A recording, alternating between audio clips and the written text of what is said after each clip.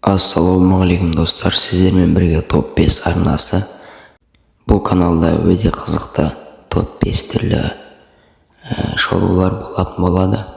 Бүгін бізде әлемдегі ең мықты топ 5 футболшылар жайлы болатын болады. Олай болса, кеттік.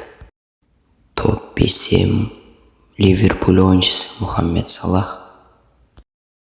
Топ 4-те ПСЖ ойыншысы Неймар.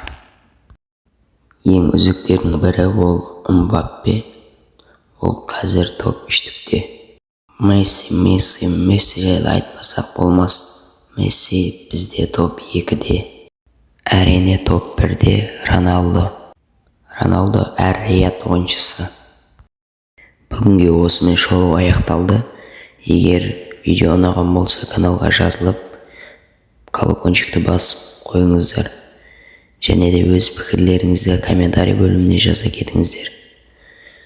Алдағы уақытта қандай топ 5 түрлі қызықты видеолар шығарғанымды қалайсыздар?